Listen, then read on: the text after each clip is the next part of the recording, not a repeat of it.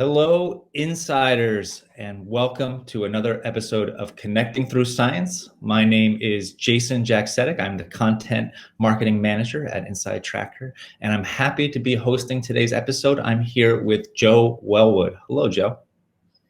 Hey, Jason. Hey, everybody. Thanks for being here. And today, for everybody watching live and for everybody watching the YouTube channel, we are covering testosterone. We are covering the subject of testosterone because back to basics, the summer's over. We're going to work on our health. We're going to work on our fitness. And I would say this is one of our most popular topics with a lot of questions come in. So we're going to dive right in today. I'm going to have Joe tell us a little bit about who he is and how he works with InsideTracker and why he is a wealth of information on this subject. And then we're going to dive into frequently asked questions. Joe, why don't you tell us a little bit about yourself, please? Thank you, Jason. Sure. So I am an exercise physiologist here at InsideTracker. Before I worked here, I had a background in personal training.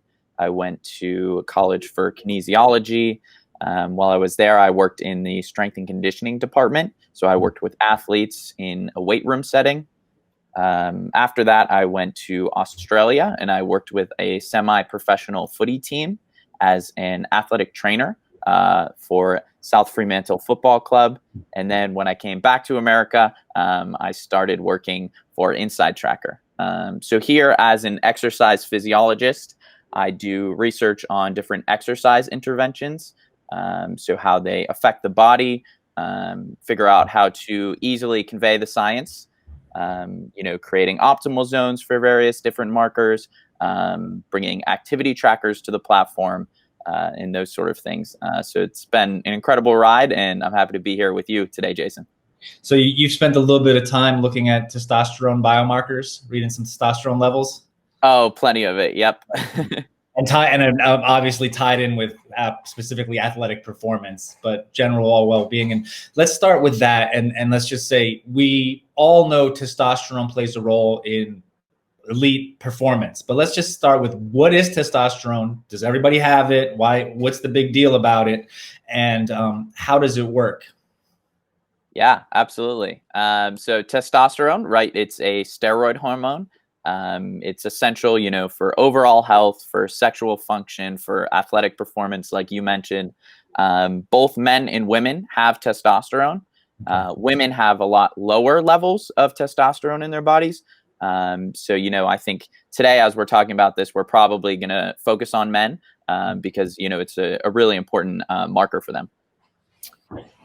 So testosterone and, let's talk about the athletic performance side of it.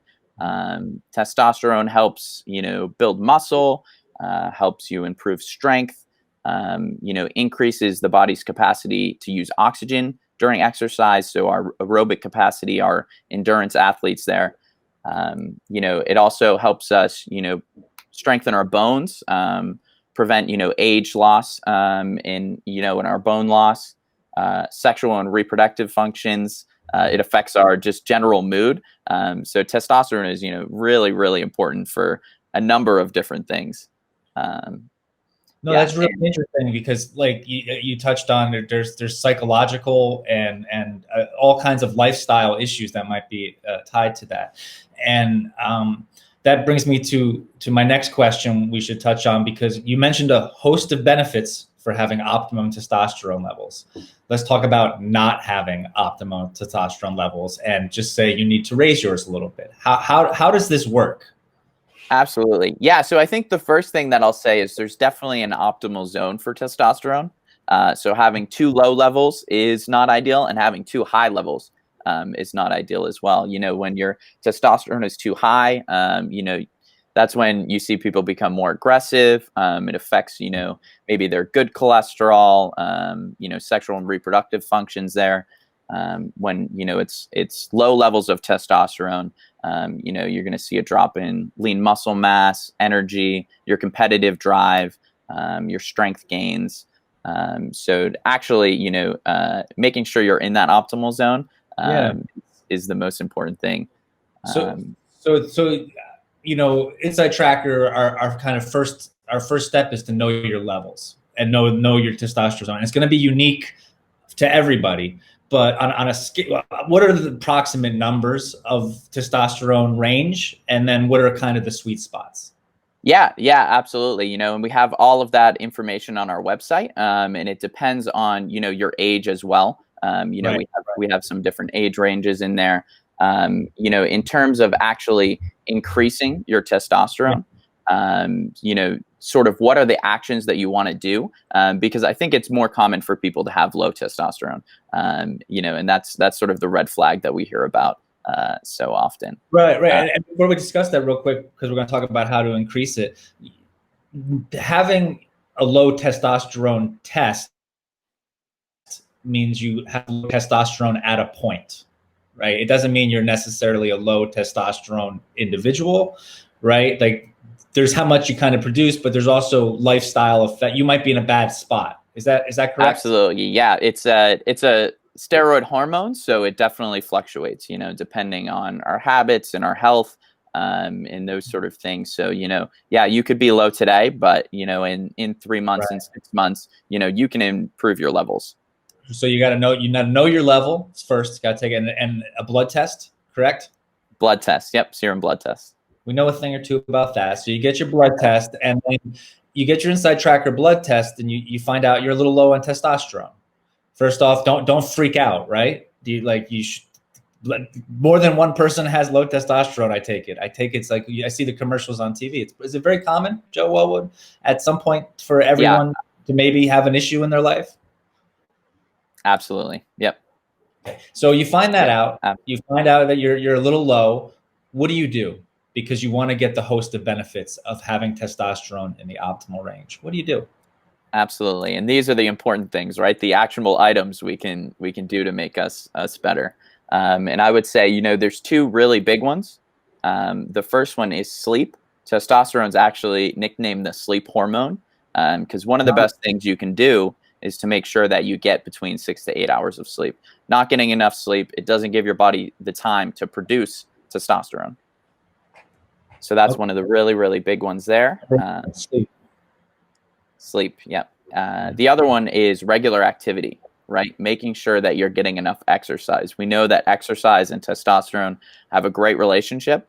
If you're not getting enough, your testosterone levels are going to be low. On the other side of that, too much exercise could actually lower your testosterone levels. So it's sort of finding that balance where, you know, you're making sure you're doing enough, but you're not overtraining. Would overtraining be a cause for low testosterone levels? It could, yes. So if you are a highly active individual, or, you know, recently you kicked up your exercise program, you know, more acutely, you might see a drop in your testosterone. So, you know, yes, I'm getting enough activity. Right. If it's low there, maybe you want to, you know, tone it back and focus on recovery a little bit. And you mentioned a relationship there of testosterone and your activity. And activity, we talk about cortisol a lot. So this kind of activity, and are there links between testosterone and cortisol that anybody should be aware of? Absolutely. Absolutely. And we look at the testosterone to cortisol ratio, and it basically takes into account the information of the two. So when we talk about cortisol is another steroid hormone. You know, the body releases it in a stress response. So, you know, it does a lot of important things like regulate your energy, your metabolism, your immune function, but it's also a sign of muscle breakdown. Right. So, you know, if you have high cortisol, you know, your body might be breaking down muscle. So when we look at testosterone's relationship with cortisol and we look at the ratio between them, it could tell us if your body is in a state of building muscle or breaking down muscle. So the higher that your testosterone to cortisol ratio, your body's probably building muscle. And if it's lower, then your body might be breaking it down. And that's a good indicator that, you know, maybe you need to wean off your exercise program. You need to sleep more. You need to really focus on that recovery portion. Right. So again, it comes down to less is more sometimes. Is that safe to say when it comes? I feel like it can't be said explicitly enough that when you're chasing after fitness, you might be chasing yourself backwards. Is that correct? Absolutely. Yeah. It's all about maintenance, right? You have to push yourself to be better, but you don't want to push yourself all of the time, because then you're gonna, really see the negative effects of these. So give me a little checklist on how your lifestyle would be optimized for optimized testosterone. You're going to sleep enough. You're going to exercise the right amount. Is there any other lifestyle things you can do to work on that? Yeah, absolutely. We have, BMI and weight. We talk about, some people that tend to be overweight might see, some decreased testosterone too. So managing your weight is a good one. But I really think that the two big ones are the sleep and the activity.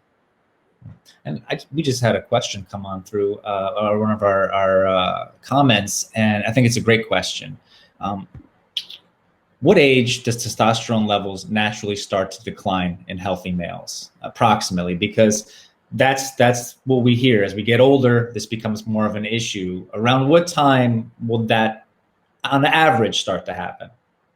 Yeah. I think, in terms of the actual age, maybe there's not a pinpointed age where it happens. We tend to see a lot lower testosterone levels in people that are 60 and older. So that's sort of when, doctors start noticing it. They pay more attention to it, when people are 60 and older. And that's really when it matters, when we talk about, bone health, chance of injury from falls. We talk about lean muscle mass, losing your muscle mass. Those things tend to be really important when, you're getting over 60 there. Right. And I don't believe, and I don't know for sure, but I don't believe I ever really had testosterone checks regularly with my doctor. My first time I really saw this level was with InsideTracker, let alone be able to monitor it and trend it. Is this common for a primary care physician to be doing this regularly? Definitely not. Usually they only look at it if there's, some other thing that's leading them to this conclusion that maybe they should check this. So definitely, I mean, at our ages, it's not something that they would look at Right. normally. Yeah. Well, that's fascinating. That's an important question. So that, speaking of people, there's a lot of misperceptions out there that we're hopefully trying to dispel right now. Some of them, with the related to lifestyle and testosterone. A specific food or product or thing that is always linked to testosterone is soy. I spend a lot of time online, and nothing gets an audience more polarized than soy, I find, and it always comes back to testosterone. Is there a little history here that this common perception, and what do we know about the truth of the matter? Yeah.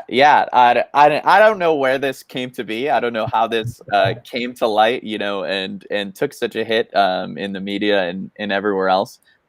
Basically, soy is high in protein, and it's low in fat.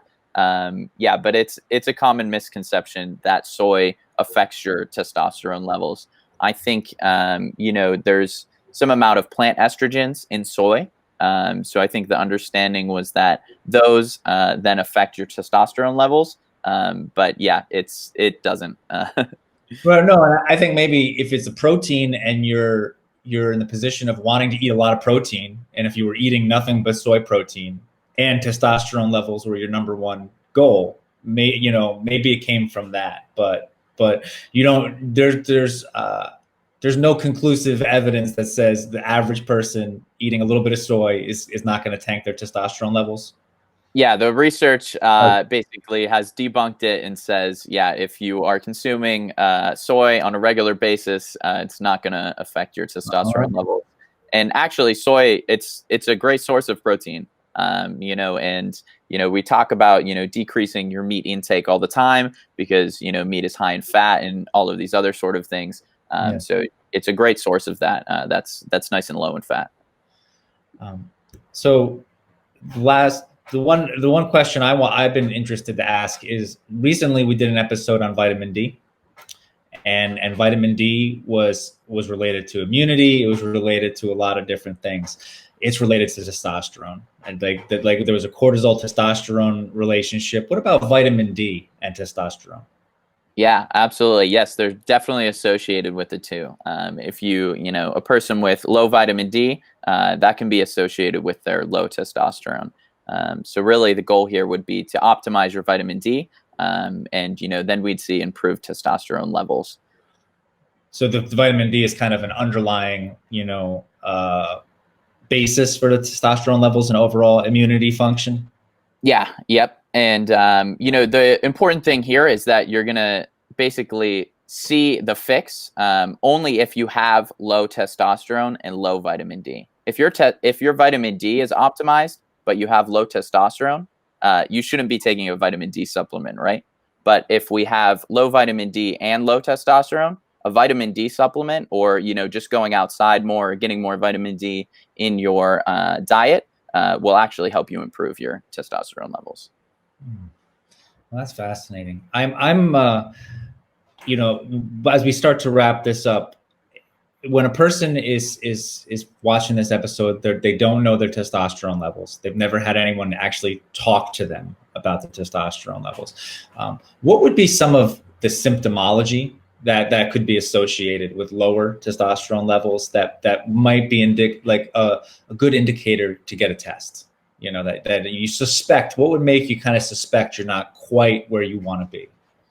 Yeah, absolutely. So you're saying, you know, basically what would sort of alert you to say, hey, maybe I should check out my testosterone? Yeah, I think, you know, when you're being proactive, you want to know before there's a problem. And InsideTracker, we're trying to anticipate that. But what would be some of the problems that might have somebody inquire to then find out that their testosterone levels were low? Absolutely. Yeah. And again, you know, we said it sort of affects mood and energy. I would say, you know, those are maybe two of the things. If you feel yourself, you know, feeling like you have lower energy, or maybe you're a little bit more moody, you know, that could attenuate to, you know, the low testosterone. So that might be a good indicator. Also, you know, if you're exercising or you're training for a goal, right? You know, a race or a lift, that might be a good way to, you know, go in and check and make sure you're not doing too much. I would say, you know, that's sort of a precautionary thing that you'd want to do as well. Would it be fair to say then that very often it might be the case that that really fit looking person that's really pushing it hard, and you know that they're always, you know, maybe under, you know, underneath it all, under all the muscles, could possibly be some low testosterone at that minute. Absolutely. Yep. And it really depends on their training and where they're at in their training.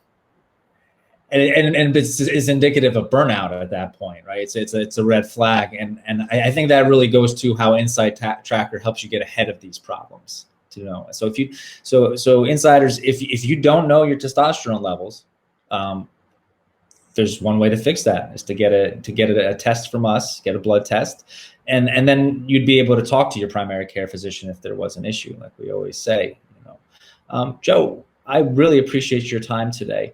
What would be, you know, as we wrap up here and we're talking about testosterone health, let's put together the different topics we covered throughout the day, and paint me a picture of the 3 best lifestyle hacks for improved testosterone. We've covered them, but just wrap it up for me right now for somebody who wants to optimize their testosterone level. Absolutely. The first one is sleep, right? We want to make sure that we're getting enough sleep, not too little, not too much. Optimize your sleep. That is number 1. Number 2 is make sure you're getting regular activity, regular exercise. You're doing enough. Number 3 would be make sure you're not doing too much activity. Make sure you're not pushing yourself too hard. You're doing too big of jumps in weights, you know, too many reps, those sort of things. Wow. Joe, thank you for today. Everyone, we will be posting this on our YouTube. Make sure to like and subscribe to the YouTube channel, InsideTracker. Please subscribe, please like, and everybody have a wonderful day. Thanks, Joe. Thank you so much, Jason. Take care, everyone.